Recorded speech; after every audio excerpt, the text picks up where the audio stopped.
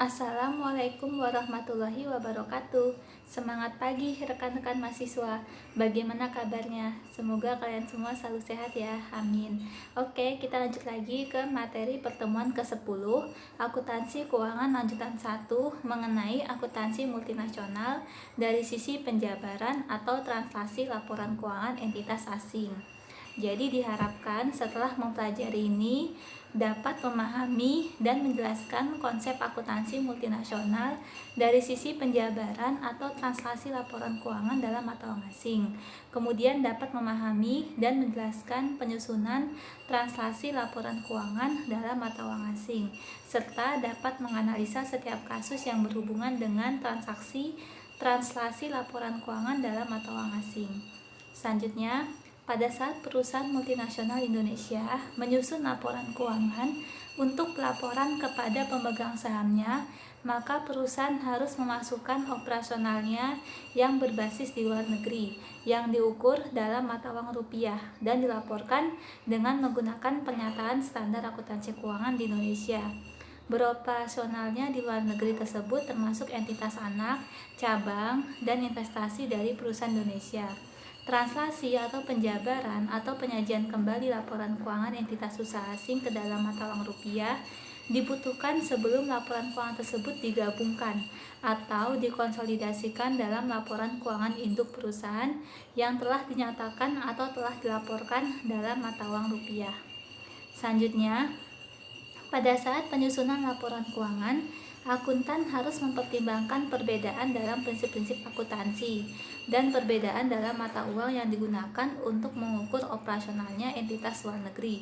Sebagai contoh, entitas anak Indonesia di Inggris memberikan laporan keuangan ke entitas induk yang diukur dalam mata uang asing, yaitu pound sterling, menggunakan sistem akuntansi Inggris yang berbeda dengan metode akuntansi dan pengukuran di Indonesia. Entitas induk di Indonesia secara umum harus melaksanakan langkah-langkah berikut dalam penjabaran dan konsolidasi entitas anak di Inggris, yaitu yang pertama, menerima laporan keuangan anak perusahaan Inggris yang dilaporkan dalam mata uang asing, yaitu pound sterling. Yang kedua, menyajikan kembali laporan keuangan tersebut agar sesuai dengan pernyataan standar akuntansi keuangan Indonesia. Yang ketiga, mentranslasikan laporan keuangan yang dilaporkan dalam mata uang asing, yaitu pound sterling, menjadi ke dalam nilai setara rupiah. Setiap saldo akun perusahaan asing harus ditranslasikan secara individual ke dalam setara rupiahnya sebagai berikut: akun dalam mata uang asing dikali nilai tukar yang sesuai sama dengan akun dalam nilai setara rupiah. Yang keempat, mengkonsolidasi semua akun anak perusahaan yang telah ditranslasikan menjadi nilai setara rupiah dengan semua akun induk perusahaan. Selanjutnya, penentuan mata uang fungsional. Seperti pada tanggal 31 Desember 2018, perusahaan menerima sebesar 100 pound sterling Inggris dari penagihan piutang dari anak perusahaan di London dan mendepositokan di Bank London. Asumsikan pada akhir tahun 2018 bahwa nilai tukarnya sebesar Rp18.000, maka perusahaan melaporkan deposito tersebut di laporan posisi keuangan tahun 2019 yang dinyatakan dalam rupiah ditranslasikan dengan nilai tukar sekarang dan melaporkannya sebagai aset sebesar Rp1.800.000. Asumsikan pada akhir tahun 2019 nilai tukarnya sebesar Rp17.000, maka perusahaan melaporkan deposito tersebut sebagai aset sebesar Rp1.700.000 dan selisihnya diakui sebagai translation adjustment sebesar Rp100.000. Ada dua permasalahan utama ketika laporan keuangan ditransaksikan dari mata uang asing ke mata uang rupiah Indonesia, yaitu yang pertama, nilai tukar apa yang digunakan untuk mentransaksikan saldo dalam mata uang asing ke mata uang lokal. Yang kedua, berapa keuntungan atau kerugian transaksi diakui.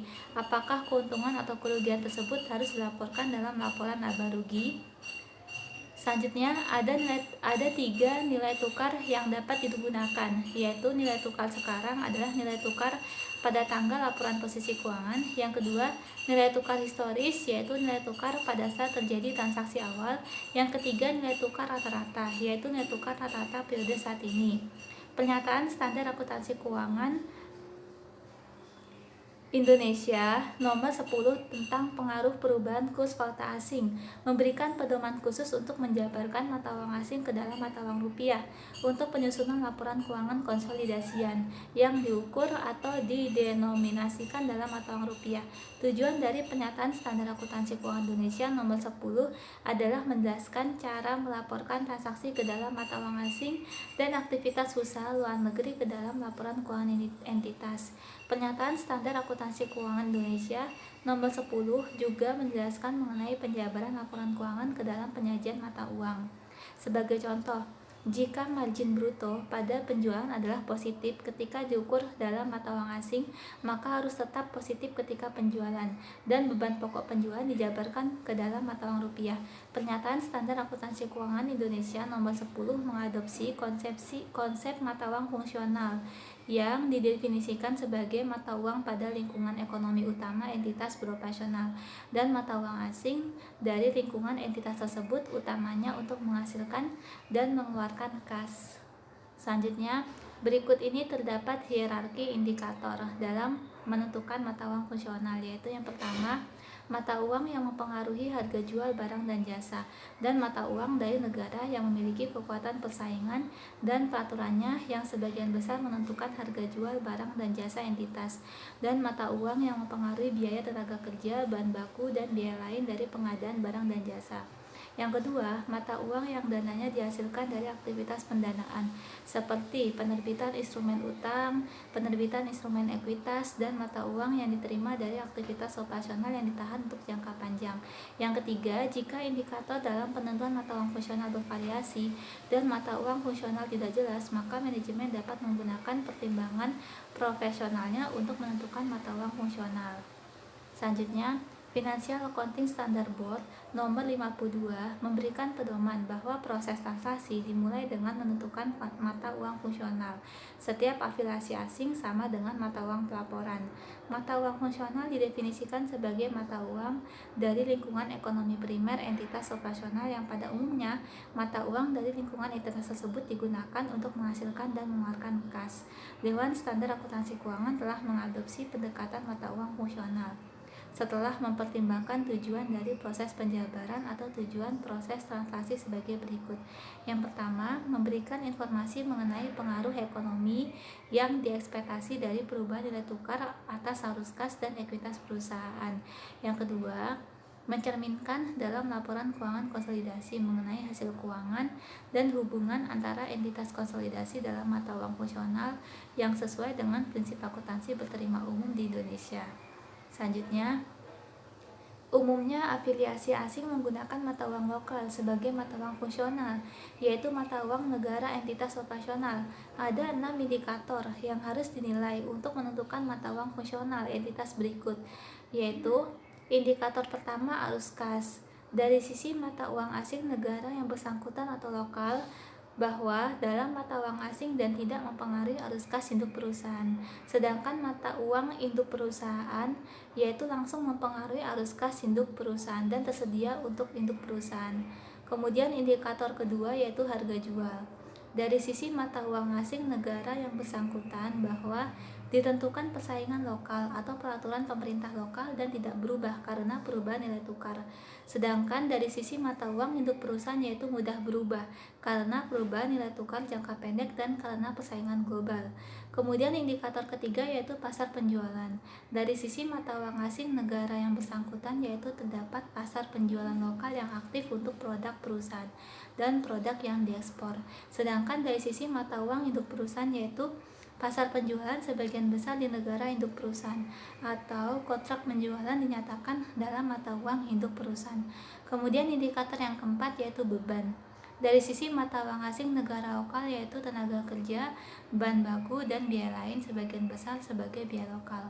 Sedangkan dari sisi mata uang induk perusahaan yaitu komponen produksi umumnya diperoleh dari negara induk perusahaan. Selanjutnya indikator kelima yaitu pendanaan, yaitu dari sisi mata uang asing negara lokal yaitu diperoleh dari dan dinyatakan dalam mata uang lokal. Beroperasionalnya entitas menghasilkan dana yang memadai untuk menyediakan kebutuhan pendanaan. Sedangkan dari sisi mata uang induk perusahaan yaitu terutama dari induk perusahaan atau pendanaan lain yang dinyatakan dalam mata uang induk perusahaan. Kemudian indikator yang keenam yaitu transaksi antar perusahaan, yaitu dari sisi mata uang asing negara lokal yaitu hanya terdapat sedikit transaksi antar perusahaan dengan induk perusahaan. Sedangkan dari sisi mata uang induk perusahaan yaitu banyak terjadi transaksi antar perusahaan dengan induk perusahaan atau entitas asing sebagai alat investasi atau pendanaan dari induk perusahaan. Selanjutnya, metode laporan keuangan entitas asing yaitu yang pertama, penjabaran atau translasi adalah metode yang umum digunakan jika mata uang lokal sebagai mata uang fungsional entitas asing, seperti anak perusahaan Prancis dari perusahaan Amerika Serikat menggunakan euro untuk pencatatan dan mata uang fungsionalnya. Laporan keuangan anak perusahaan harus ditranslasikan dari mata uang euro ke mata uang rupiah Indonesia. Untuk menjabarkan laporan keuangan perusahaan menggunakan kurs kini sebagai kurs pada tanggal laporan posisi keuangan untuk mengkonversikan mata uang lokal dari saldo akun pada laporan posisi keuangan ke dalam mata uang rupiah. Setiap penyesuaian penjabaran yang terjadi dilaporkan sebagai komponen laporan laba rugi komprehensif. Dikarenakan penghasilan dan beban diasumsikan terjadi secara sama selama periode yang bersangkutan, maka penghasilan dan beban pada laporan laba rugi dijabarkan dengan menggunakan kurs rata-rata selama periode pelaporan.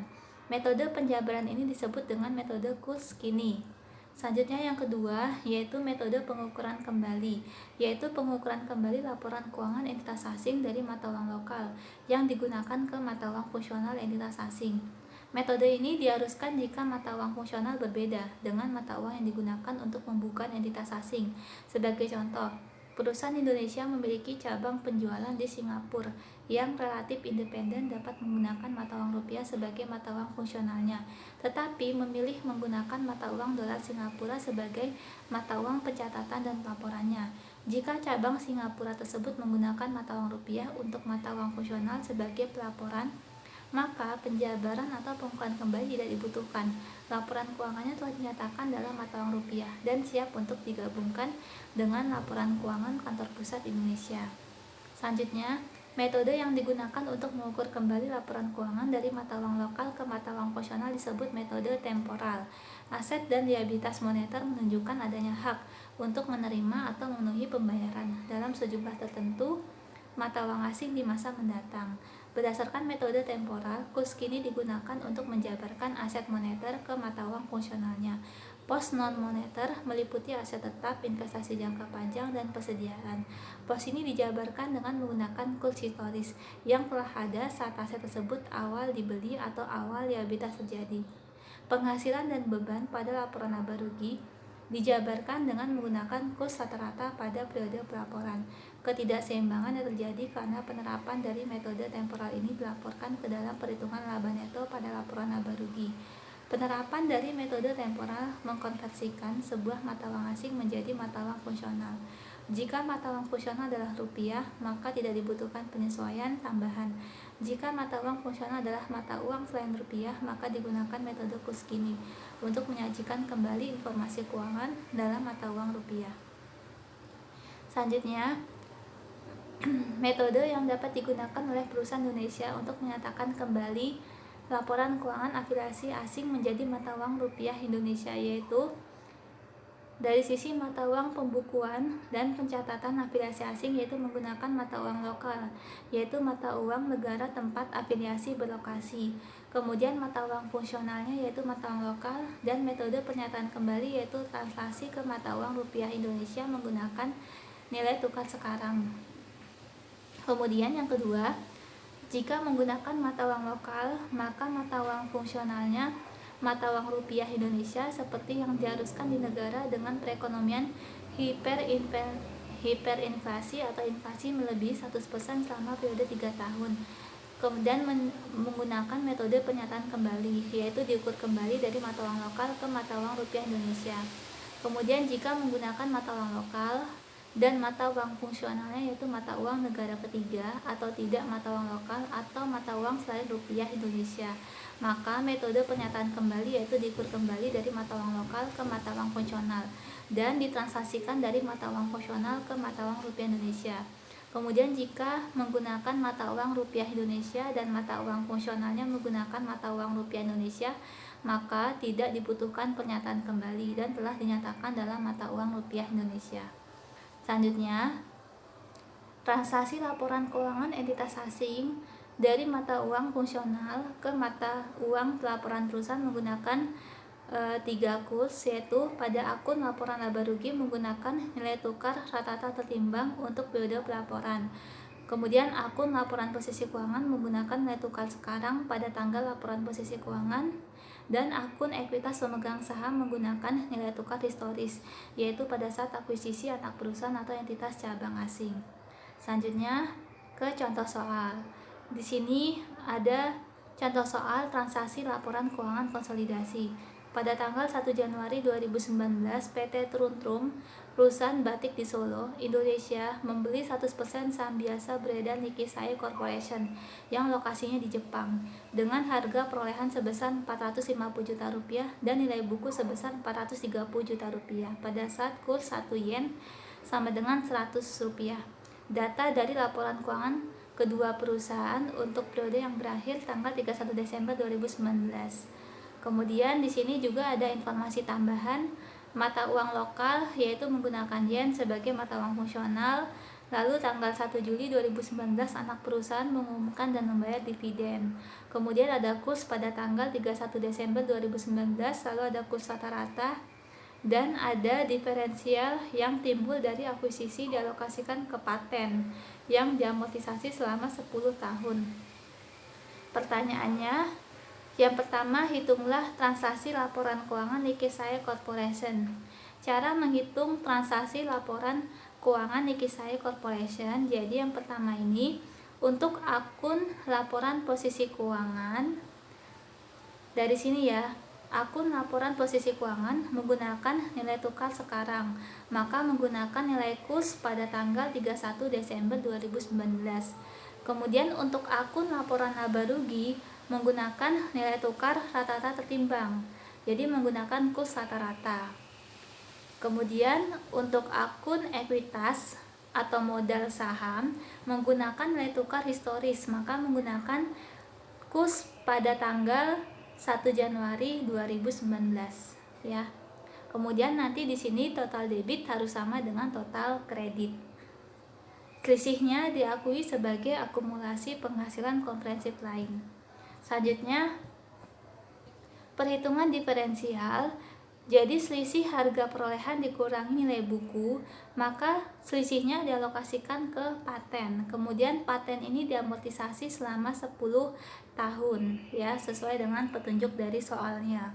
Selanjutnya, cara menghitung laba rugi, yaitu penjualan dikurangi HPP, dikurangi harga pokok penjualan, dikurangi semua beban, dikurangi kerugian, dan ditambah keuntungan, maka mendapatkan laba bersih ya. Kemudian laba bersih ini nanti dikurangi dengan beban amortisasi, kemudian mendapatkan hasil laba dari Nikkei Corporation, laba dari anak perusahaan yang berada di luar negeri. Selanjutnya yang ketiga, saldo investasi dari saham Nikkei Corporation. Caranya, harga perolehan investasi ditambah laba bersih metode ekuitas atau dikurangi rugi bersih metode ekuitas, dikurangi dividen, dikurangi beban amortisasi, kemudian diferensial penyesuaian transaksi akumulasi penghasilan komprehensif lain, penyesuaian transaksi, lalu mendapatkan hasil saldo investasi dari Nikkei Corporation. Selanjutnya yang keempat, yang pertama, mencatat jurnal pencatatan pembelian investasi, yaitu investasi pada saham Nikkei Corporation bertambah di debit, kas berkurang di kredit, yaitu sebesar harga perolehan. Kemudian pencatatan penerimaan dividen, kas bertambah di debit, investasi pada saham Nikkei Corporation berkurang di kredit, yaitu menggunakan kurs pada saat pembagian dividen tanggal 1 Juli 2019. Kemudian jurnal yang ketiga, pencatatan laba bersih metode ekuitas, maka investasi pada saham Nikkei Corporation bertambah di debit dan laba dari entitas anak bertambah di kredit. Kemudian jurnal pencatatan amortisasi diferensial paten, laba dari entitas anak di debit, kemudian investasi pada saham Nikkei Corporation berkurang di kredit. Selanjutnya, jurnal pencatatan selisih transaksi berhubungan dengan penurunan diferensial, investasi pada saham Nikkei Corporation bertambah di debit, kemudian akumulasi penghasilan komprehensif lain, penyesuaian transaksi di kredit. Kemudian jurnal pencatatan bagian PT Truntum atas penyesuaian translasi. Investasi pada saham Nikkei Share Corporation bertambah di debit dan akumulasi penghasilan komprehensif lain penyesuaian transaksi di kredit. Dan ini semuanya nominalnya dari perhitungan nomor 1, perhitungan nomor 2, 3 ya. Kemudian kita buat jurnal eliminasi untuk menyusun laporan keuangan konsolidasi. Yang pertama, mencatat eliminasi laba dari entitas anak. Maka akun laba dari entitas anak di debit, dividen diumumkan di kredit, dan investasi pada saham berkurang di kredit. Kemudian yang kedua, eliminasi penghasilan komprehensif lain. Maka akun akumulasi penghasilan komprehensif lain penyesuaian transaksi di debit dan investasi pada saham berkurang di kredit. Kemudian eliminasi ketiga yaitu eliminasi saldo investasi awal, yaitu modal saham biasa berkurang di debit, saldo laba ditahan di debit, diferensial di debit, dan investasi pada saham berkurang di kredit. Yang keempat, eliminasi diferensial, maka akun diferensial di debit, investasi pada saham berkurang di kredit. Kemudian eliminasi kelima yaitu alokasi diferensial ke paten, paten bertambah di debit, diferensial di kredit. Kemudian yang keenam, eliminasi amortisasi diferensial paten, maka beban amortisasi di debit bertambah, paten berkurang di kredit. Selanjutnya baru kita membuat kertas kerja laporan keuangan konsolidasi. Jadi PT Truntum ini dari soal, kemudian Nikkei Share Corporation ini jawaban dari nomor 1, lalu jurnal eliminasi tadi jawaban nomor 5. Kemudian seperti biasa, kalau akunnya sama, posisinya di sebelah debit maka ditambah, akun posisinya sama sebelah kredit maka tambah, jika berbeda berarti harus dikurangi. Dan ini pada laporan posisi keuangan yaitu total debit harus sama dengan total kredit. Oke, agar kalian lebih memahami lagi mengenai cara membuat laporan keuangan konsolidasi dengan metode penjabaran atau transaksi laporan keuangan entitas asing, kalian dapat mengerjakan tugas ini. Apabila ada pertanyaan yang ingin disampaikan, bisa ditanyakan di forum diskusi. Sekian presentasi dari saya di pertemuan ke-10 ini. Terima kasih banyak atas perhatiannya. Wassalamualaikum warahmatullahi wabarakatuh.